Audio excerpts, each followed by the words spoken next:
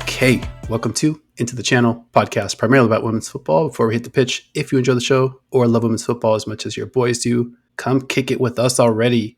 We're doing it every single week, spinning the wide world of women's football, and the spanning continues. We crossed the pond this week. We're going to continue our Olympics coverage. Subscribe, follow YouTube, Spotify, Apple Podcasts, or wherever you like to watch or listen at ITC_pod on X. Links to all of our socials in the show notes of this episode. I'm your host, Dino De Cespedes, and as always, I am joined by my co-host, Mr. Grant Engel. What is up, man? I'm feeling fantastic, buddy, and that is because we have a very special guest with us today to help break down and preview the German national team for the Olympics. Our guest today has been covering the game we love for more than 20 years as a writer and multimedia journalist, including covering every major women's tournament since 2011. From my internet research, I believe the media journey started around 2002 while he was a student at Louisiana State University, Go Tigers, where he covered the sport for his blog, Bright Green Writing, Black Background, beautiful looking blog, especially for the time.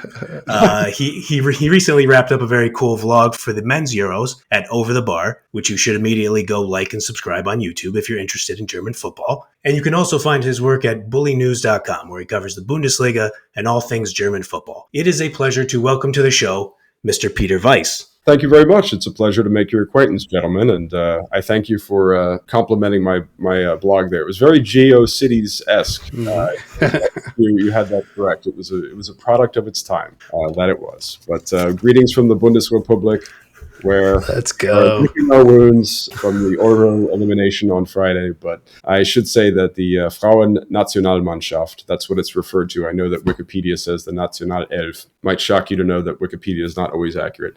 We refer to them as our beloved DFB Frauen, the Frauen-Nationalmannschaft, and I can assure you that here within Germany, the German women's national team does enjoy a great deal of support. People will be tuning in to watch this tournament. We don't get a lot of excuses to wave our flags and be patriotic and have a safe outlet for nationalism. So very proud of our girls, very hopeful for them. I think they actually have a very strong team this year, and I look forward to discussing that with you. Let's go. Well, let's start right there. So you mentioned strong team. Obviously, we've seen this team, do well in prior tournaments. I think Nations League, that was a good showing there. Third place finish in that one.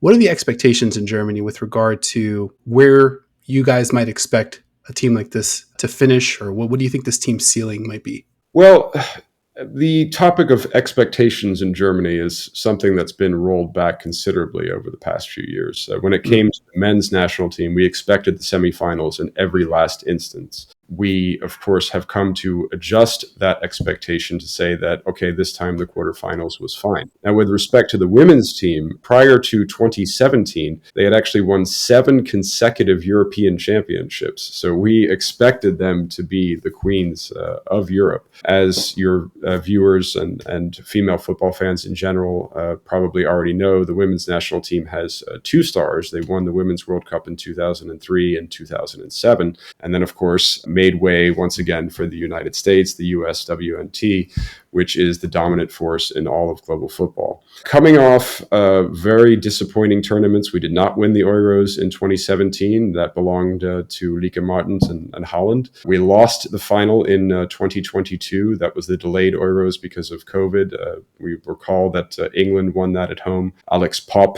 was ruled out at the last minute for the final. That's really what did it.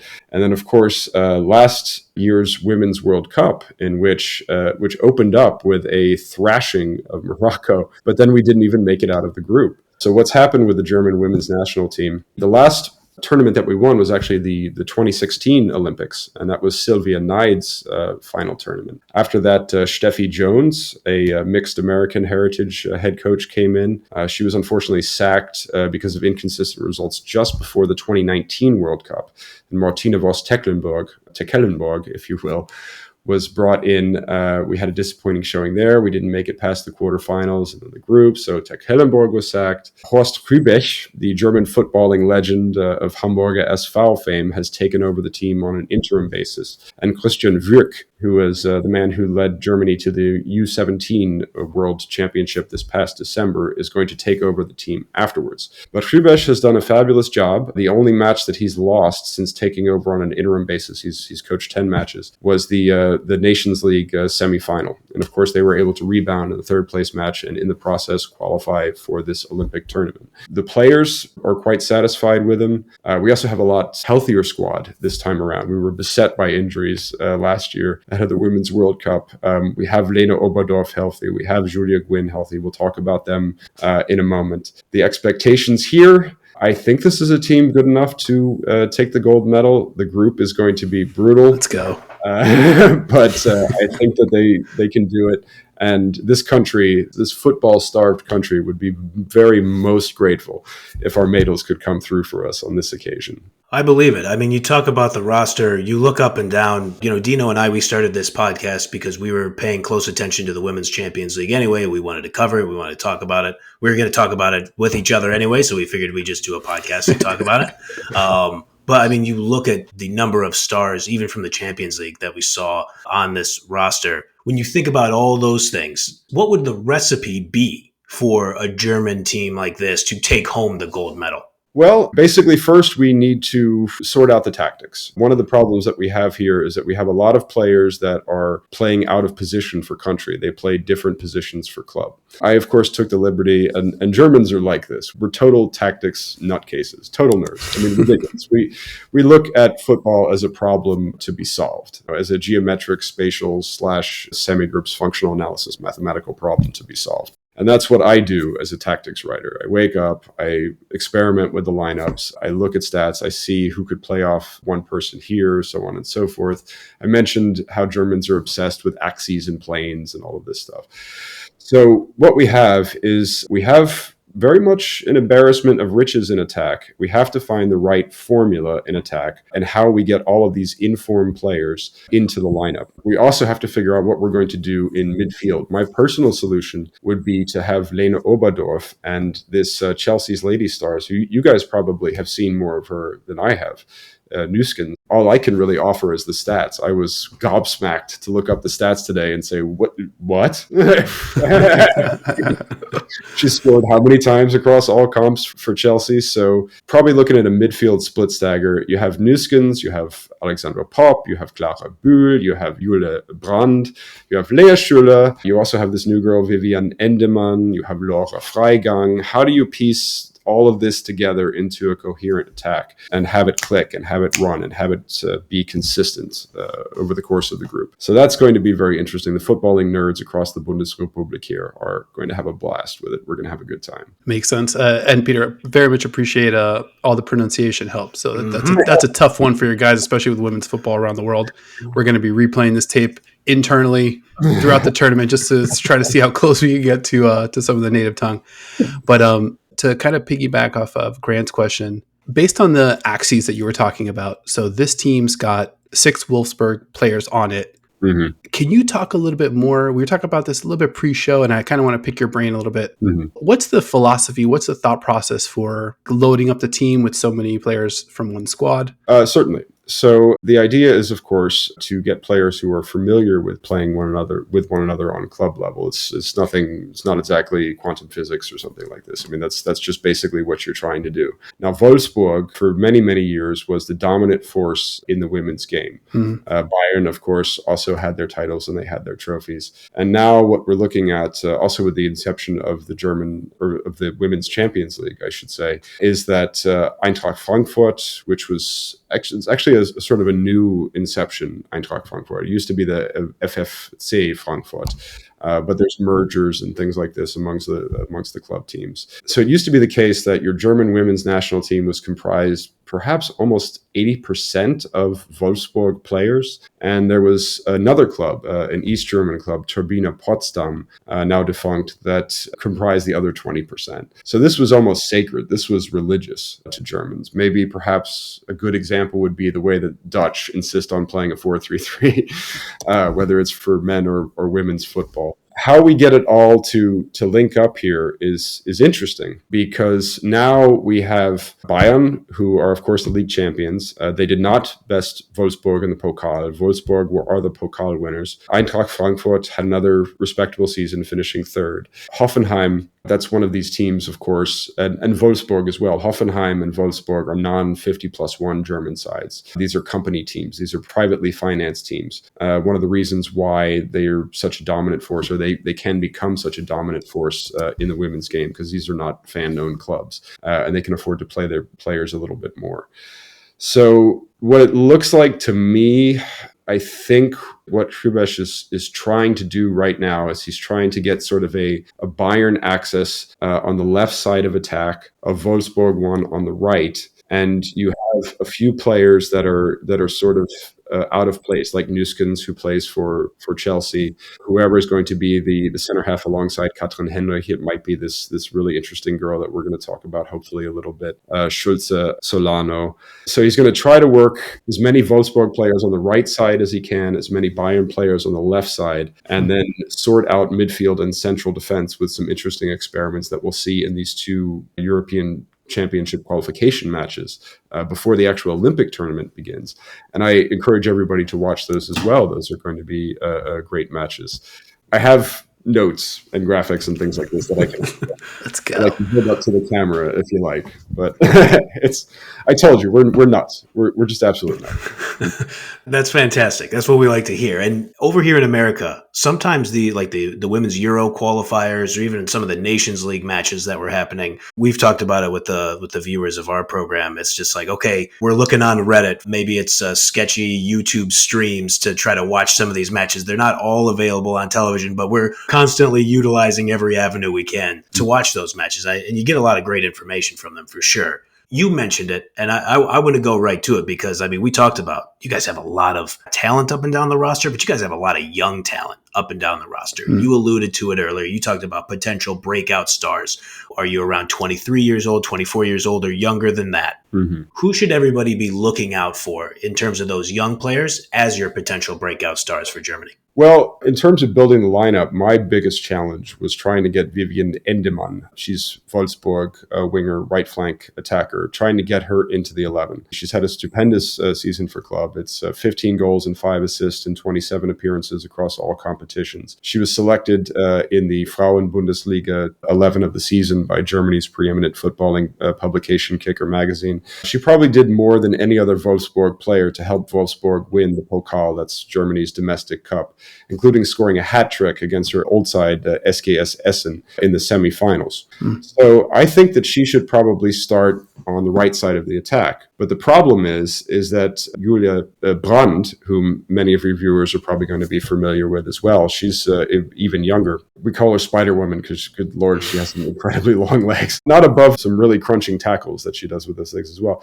The problem is that Wolfsburg have moved her over to the left. And we can't do that because we already have Clara Bühl working the left behind Lea Schüller. And that's a Bayern access right there. Lea Schüller is the projected number 9. Clara Bühl has started every match on the left wing for Hrubesch over the past year. So how do we get Endemann in there?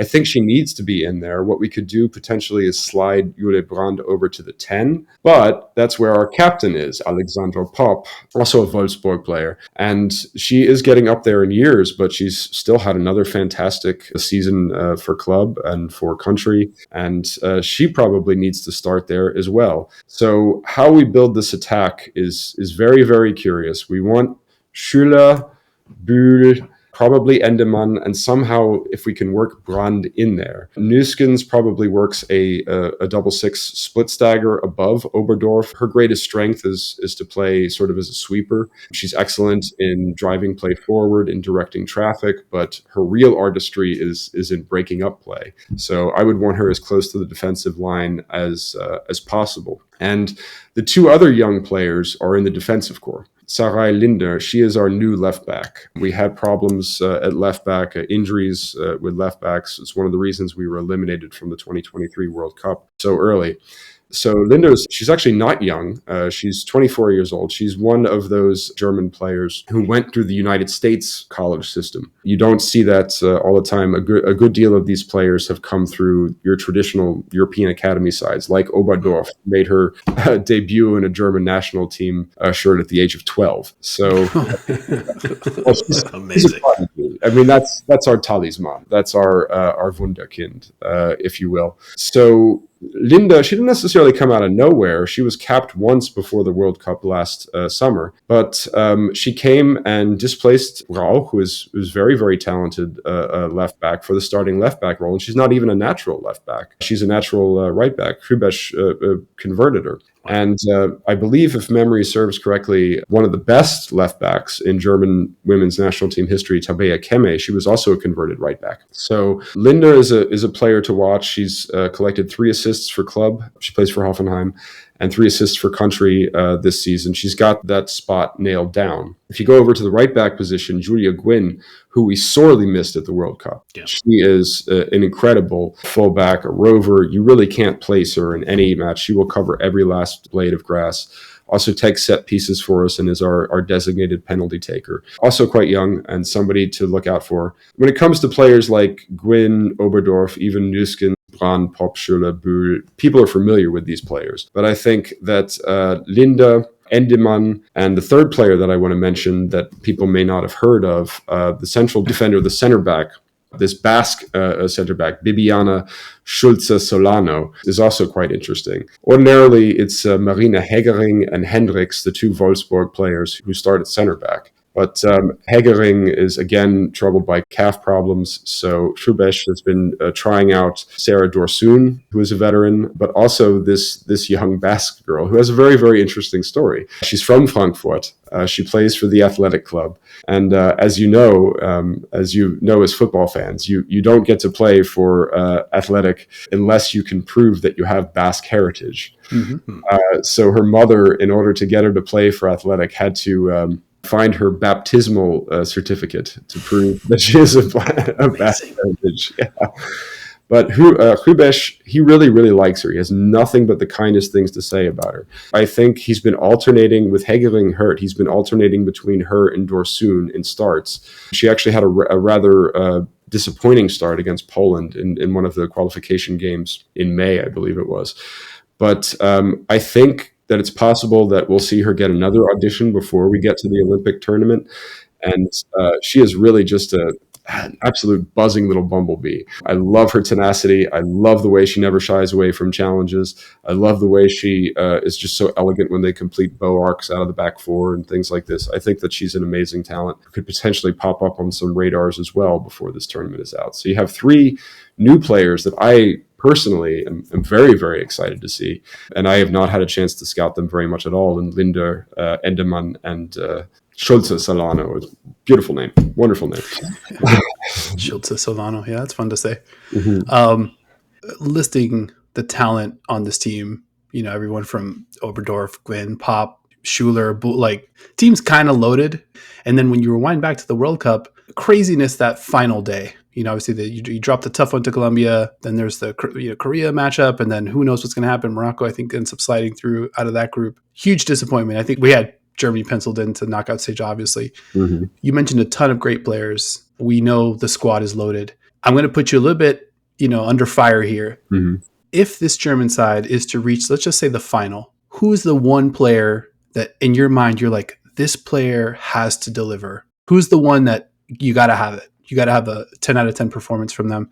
I would say Gwynn, who was out injured for the World Cup, and that's what caused us all sorts of problems. I mean, Svenja Huth, the veteran, she filled in reasonably well at right back, but you could see how much we missed Gwynn because Huth is not as flexible a player. I mean, Huth is always sort of a stay-at-home right flanker. So we need Gwynn switching fields, moving around, mixing it up, doing her thing the way that she did it before getting hurt. I think that she was probably the most impressive player in the DFB during the 2019 World Cup, that disappointing campaign when we went out in the quarters against Sweden. So we need Gwynn in there, confusing defenses, mixing things up, being her unpredictable march across the field self.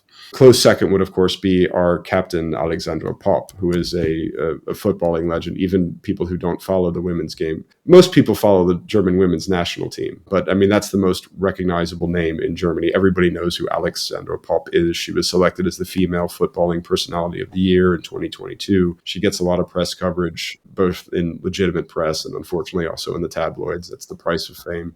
But yes, we need her also probably anchoring this attack as a 10, moving forward late on in matches, dropping back to help out this sort of midfield tandem that hasn't worked together. The projected midfield tandem hasn't worked together very often at all. I think Nuskens and Oberdorf only started together once. So, yeah, there was a lot of Dahlmann, Debritz, Lina Magul, all of these players who aren't coming this time. They've mostly played in midfield for Germany this cycle. So our midfield is inexperienced. Gwyn and Pop need to pick up the slack.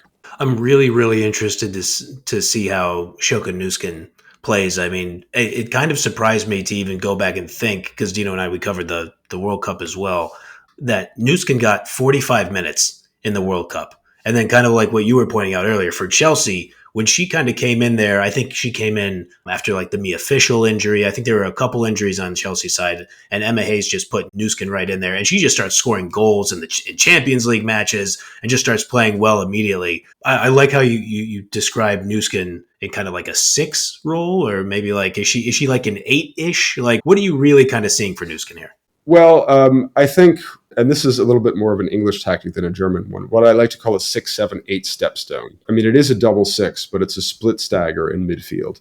So I would have, as I was mentioning earlier, I'd have Oberdorf sort of hang back and work with the back chain there. Nuskens step forward with Pop sort of functioning as a pseudo 8-10. So you have that sort of triangulation straight up the middle. And that can be exceedingly dangerous, also considering the fact that we have these strong wingers. I mean, Clara Bühl, she was initially a center forward, but she's been absolutely deadly on that left flank. Linder, as I said, picked up 3 assists on that left flank as well. Brand and Gwyn on the right.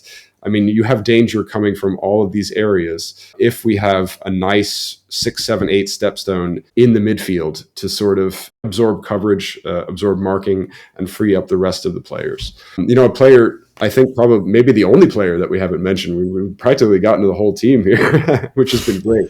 I really appreciate the opportunity to talk about my Mädels with you gentlemen. Yeah. Laura Freigang. Yeah. Let's go. Another fantastic. She's had a fabulous year for club, but there's no room for her in this team. She has not been able to do anything.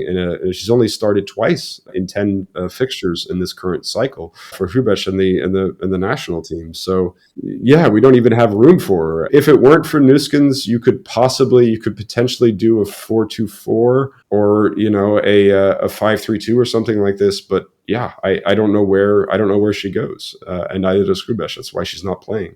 And she's one of the most popular players. If you go to a German women's match, Pop jerseys, Oberdorf jerseys, followed by Freigang jerseys. Those are the most ones that you see. Another American-educated gal, if I'm not mistaken. I think she went to Penn State. So, yeah, Cool.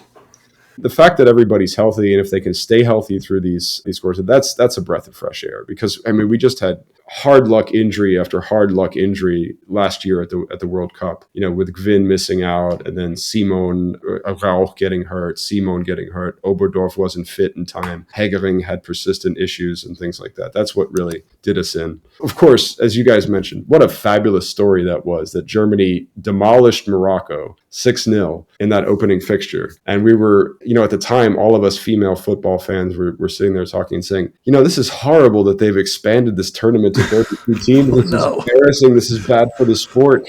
And then they qualify out of the group. So that was a good story, but it certainly broke our hearts. I mean, that's definitely spread pretty well. I'll say not across all tournaments. I think Champions League group stage had some surprises as well. A lot of people expected Bayern to advance out of the group stage. They get knocked out. We don't refer to it as a group of death here. Group C in the Champions League, that was a group of life for us, just because the matches were just so joyous and fun. Julie Gwyn, like you mentioned, jumps off the screen. I was having trouble placing where her starting spot was, because every Gwyn moment I remember was from a different spot on the field. Like you mentioned, the free kicks, just kind of involved everywhere. You said that we hit almost all the players, but we didn't, though. Goalkeeper. Obviously, we're having an Ann Katrin Berger moment here in the States.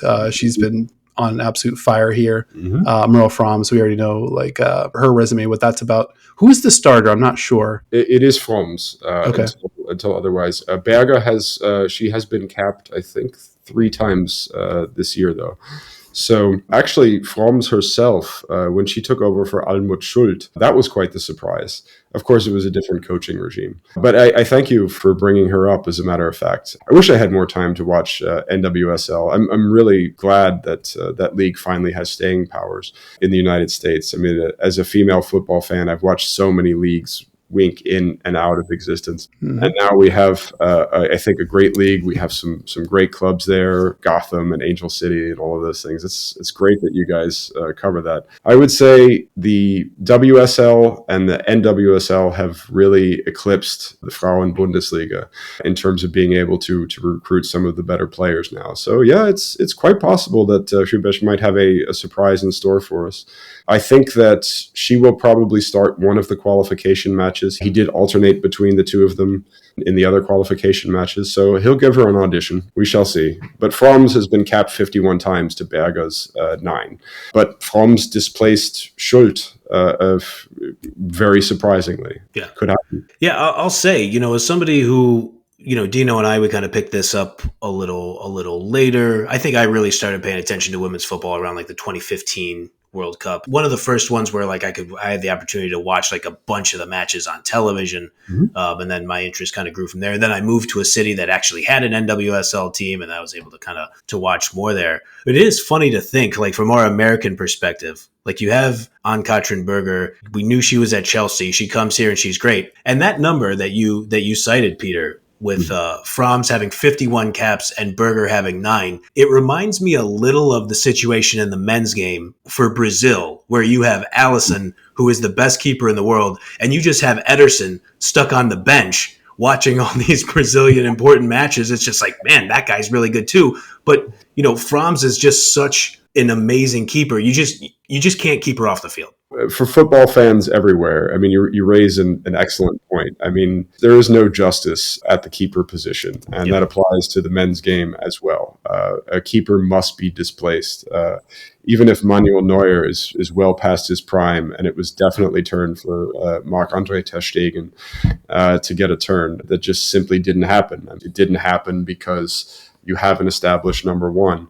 And to switch out an established number one without any major reason, when it comes down to nuances, things like, okay, they made 1 or 2 mistakes here, that's considered to be quite the risk, obviously. I mean, it's always been a strange position in the world of football. I mean, it is the position in which, for all of us who have played, the guy who plays keeper on our team is the strangest guy. Mm-hmm.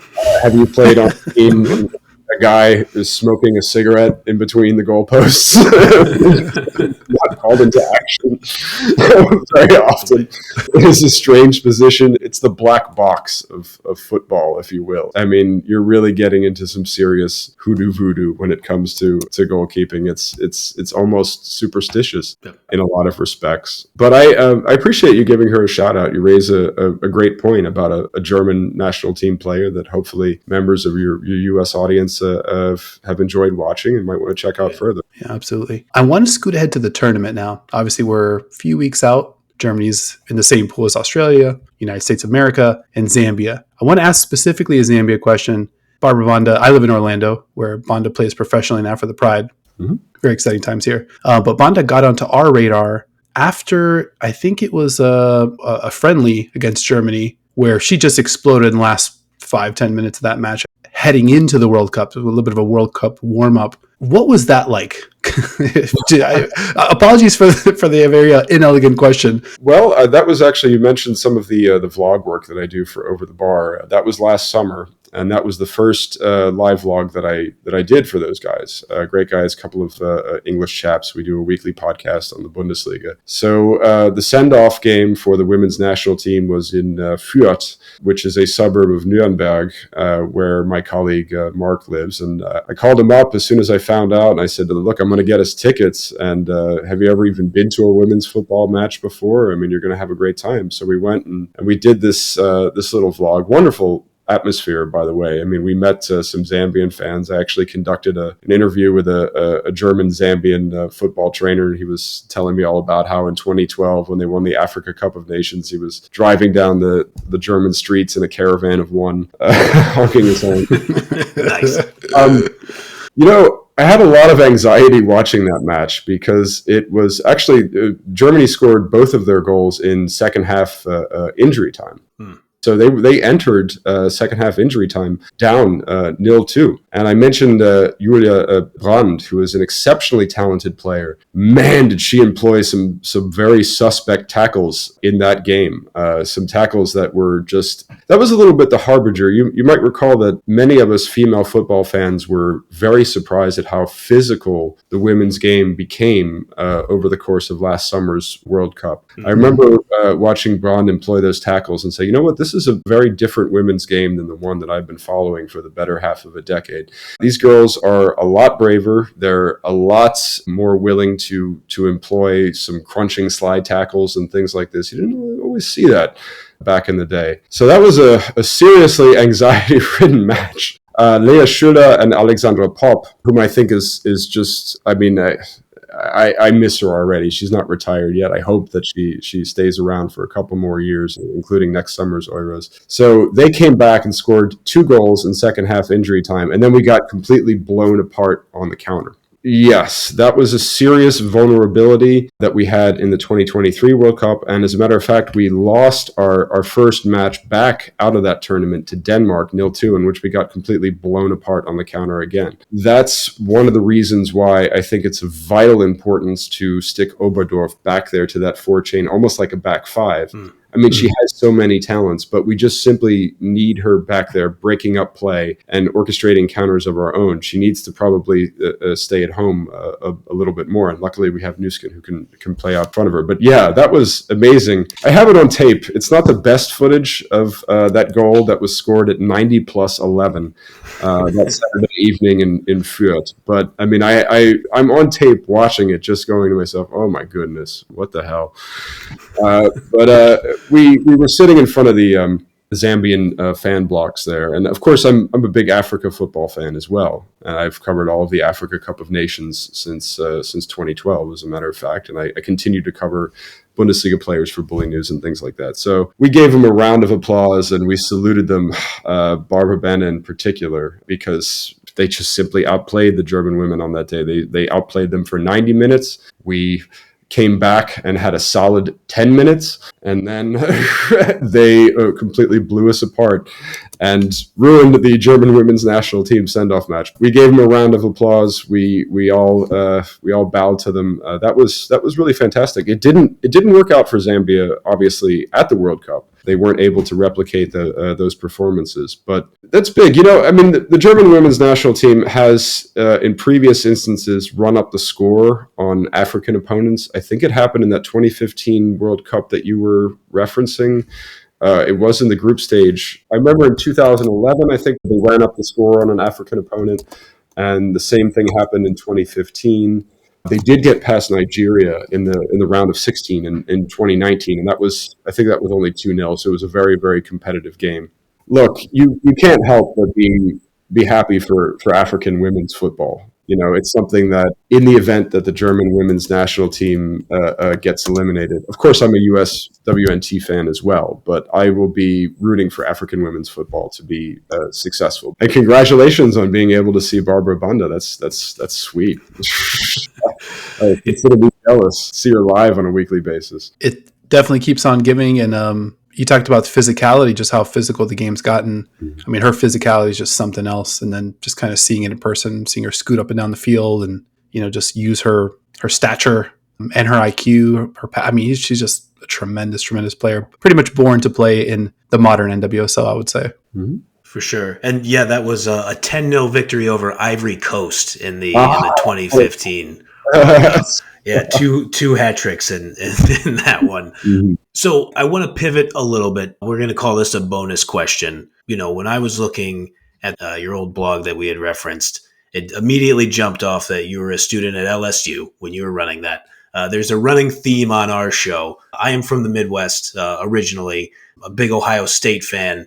I love college football, and I am on a lifelong mission to draw as many parallels to international football, to American collegiate football as possible. You think about the regionalism that's involved, kind of homegrown players, all these factors, and just like incredibly passionate fan bases, people with money who might influence the way some of these colleges or maybe federations operate. Can you talk a little bit about your time in Baton Rouge and kind of what that experience was like Death Valley, where dreams go to die, as people say, for their opponents?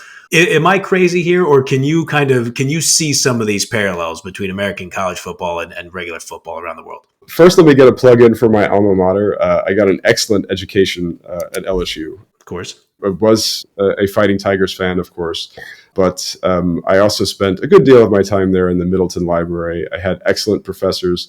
I had a lot of great writing-intensive courses. For somebody like me who is of mixed heritage, I love state schools in the United States. I think state schools are severely underrated. You can get a great education at a state school, and you can do it at an affordable cost. And so I absolutely do love my alma mater, and I support its football team. The parallels that you speak of, that's a very, very important point, because people say, well, how does club support work in Europe? Club support is pretty much the same as people support your local club the same way people support your local university athletics. In the case of Germany, it's even more ingrained because the clubs, with some exceptions, are fan-owned. They are owned by the community.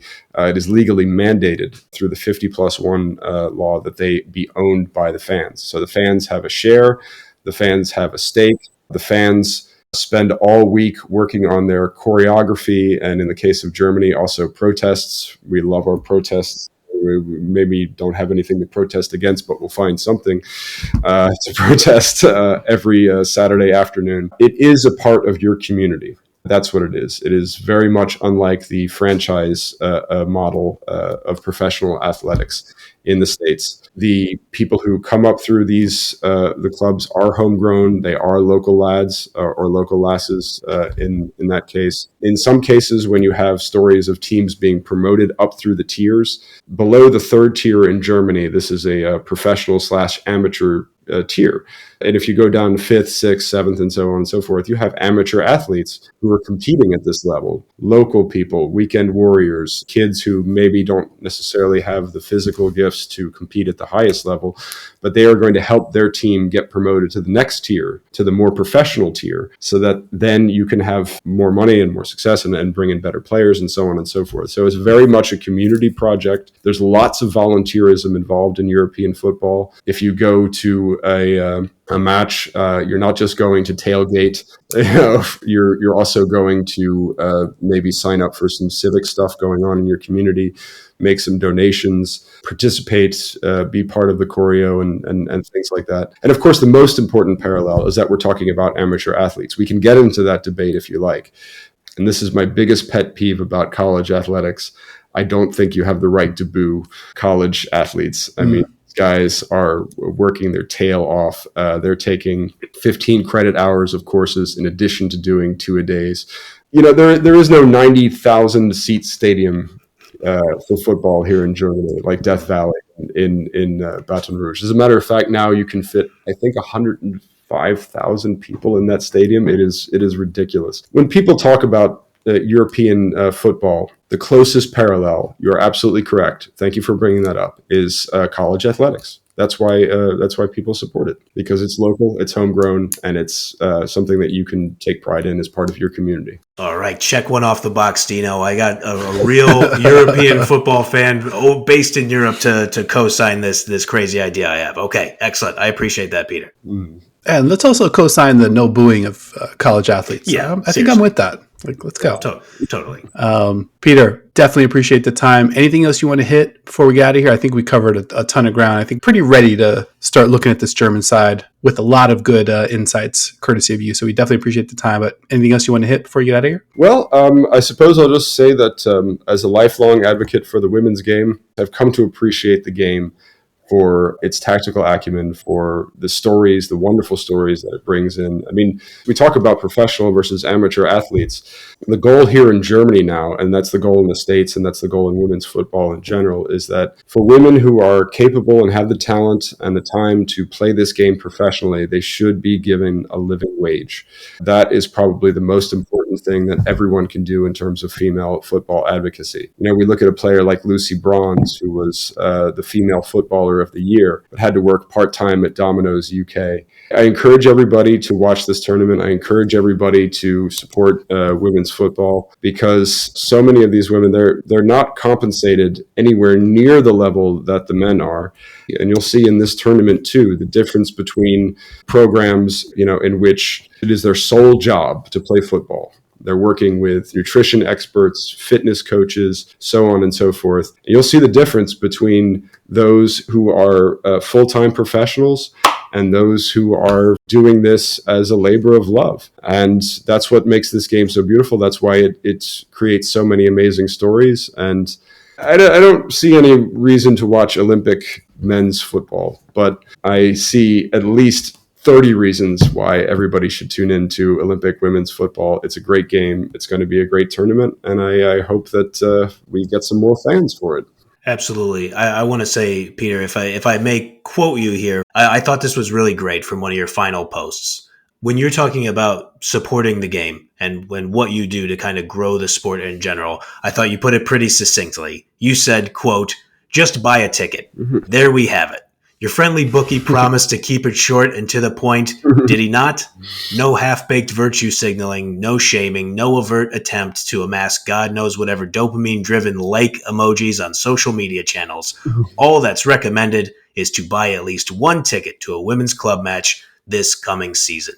End quote. I thought that was really well done, Peter. And that's kind of where we're at. It's watch the games, go to the games. This is a great sport with world-class players, world-class athletes. And that's part of the fun. That's what we're doing here. That's what we like to watch anyway. So why wouldn't we support it? Wow. I'm touched. I thank you for referencing that. And that is my message. You know, buy tickets to a club game, go out and support them. If you don't have kids of your own, bring some kids of a friend. Introduce a young girl to the stars, because it's all very accessible. They can go shake the hands of some professional female footballers, and it will make their day. It'll make their world. On both ends. Absolutely. Yeah, some legends out here that are definitely accessible. Peter, where are the places that people can find you and all the great work that you're doing? Well, I'm currently still the senior contributor at Bulinews.com, so I'll be covering the German Bundesliga. I will be covering the Olympic tournament for the German women's team, along with those two aforementioned European qualification matches. I'll give it as much time and coverage as I can. I will then, of course, be transitioning to covering the Bundesliga season again for Bulinews next year, and doing some more in-stadium work, showing people what it's like to attend live football matches for Over the Bar. And we'll also be doing our weekly podcast along with the vlogs this coming season. The site that I volunteered for last summer, perhaps I could get a plug-in for them. It's She Plays Fantasy League. I'm not the biggest fantasy football player, because I'm such a tactics nerd that, you know, I mean, I love shape and things like this more than I love all of those little stats. But they built a little site for the 2023 Women's World Cup, and they're also covering the Women's Champions League. I don't know if I'll have time to do some volunteer work for them for the Women's Champions League next season, but I'm going to try if I can have some free time. Also, my Bulinews colleague Ben Sully, he is very much into the women's game. I did a vlog on like Frauen-Bundesliga weekend. I went to go see Eintracht and I went to go see Freiburg. He and I have decided that I'm going to get him over here. He's based in Pompey. I'm going to get him over here. We're going to do some Frauen-Bundesliga vlogs this season as well. Awesome. Yeah, and Champions League, Fantasy Champions League next season. Granted, we might have to get in on that. Yeah, we're in on that for sure, no doubt. It's an Australian-New Zealand co-production. They did a really great job, and there's a bunch of NWSL guys who do like write fantasy pieces and stuff like that. There you go. We will check that out. And I had mentioned, from the quote, you were referring to yourself back then as a bookie. You would have some gambling spin on some of these articles. Dino and I have been known to place a wager now and then at our local establishments. So, as this tournament goes on, maybe, we might hit you up on Twitter. We might kind of be looking for maybe some angles to see, who's covering what point spread, who might be the goal scorer in that match. You never know. The blog was actually, it began as a sports book. I was there. I was 19 years old, and it was I was there in the LSU computer lab, and I wanted to keep in touch with all of my international friends. So I said, I'm going to keep a little black book. For 20 years, I actually did keep a little black book. I am all about friendly bets among friends. In this business, some of the commercial money that comes into it can be a little bit on the sketchy side. But I encourage friendly bets among friends. I most definitely do. Awesome. Well, you heard it here first. Peter Weis, he's got Germany 10-1 to take home the gold. Bank it, lock it in. No, I'm just kidding. All right, gentlemen, I think we did it. This has been another episode of Into the Channel. Thank you for watching, listening, subscribing, chiming in. Remember to like if you liked, and subscribe or follow Into the Channel, YouTube, Spotify, Apple Podcasts, or wherever you like to watch or listen. Go support our guy, Peter Weis, for hanging out, rocking with us. And a big thank you to my co-host as well, Mr. Grant Engel, continuing to log these miles, upgrade our statuses as we kind of zoom around the world to get ready for this Olympics tournament coming up. I appreciate you, man. Likewise, buddy. Just trying to keep our tactics organized, keep us in line, play the triangle in this episode. Thanks to everybody for checking out the show. As always, thanks again to Mr. Peter Weis from BuliNews.com for joining us, and we will see you guys next time. Pleasure.